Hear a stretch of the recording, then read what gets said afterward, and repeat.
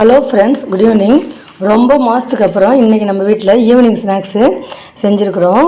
வாழைக்காய் பஜ்ஜி, மிளகாய் பஜ்ஜி, தேங்காய் சட்னி, ஃபில்டர் காஃபி. இந்த காம்போ யாருக்கெல்லாம் பிடிக்குமோ அவங்களாம் கமெண்ட்ஸில் சொல்லுங்கள், லைக் பண்ணுங்கள். எனக்கு இந்த நினச்சி போடுறதுன்னு சொல்லுவாங்கள்ல, சுய்யம் பஜ்ஜி இதெல்லாம் எனக்கு சரியாகவே நினச்சி போட வராது. மிளகா பஜ்ஜி பாருங்கள், அதனால தான் டிசைனாக இருக்குது. ஆனால் வாழைக்காய் பஜ்ஜி ஓரளவு புஸ் புஸ்ன்னு வந்திருக்கு. வடை, மசால் வடை, மெதுவடை எல்லாமே நல்லா போடுவேன். ஆனால் இந்த நினச்சி போடுறதுலாம் எனக்கு சரியாக வராது. இன்றைக்கி ஓரளவு வந்திருக்குன்னு நினைக்கிறேன். இதான் இன்றைக்கி நம்ம வீட்டில் ஈவினிங் ஸ்நாக்ஸு. தம்பி ஏதோ மூடு சரியில்லை, மதியானம் அவர் சாப்பிடவே இல்லை, சாப்பிடவே மாட்டேன்ட்டார். சரி, அதனால தான் பஜ்ஜி போட்டு தரேன், சாப்பிட்றியான்னு கேட்டேன். சரி சாப்பிட்றேன்னு சொன்னார்.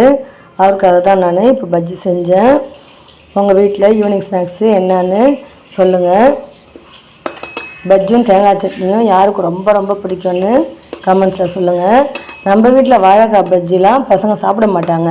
காலிஃப்ளவரில் மட்டும் போட்டால் மட்டும்தான் சாப்பிடுவாங்க. இன்றைக்கி என்னமோ கேட்டேன், வாழைக்காய் பஜ்ஜி போடுறேன் சாப்பிட்றியான்னு கேட்டேன். சரின்னு சொன்னார், அதனால தான் போடுறேன்.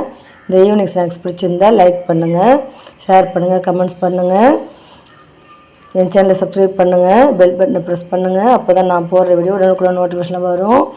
சப்போர்ட் பண்ணுங்கள் ஃப்ரெண்ட்ஸ். தேங்க்யூ, பாய்.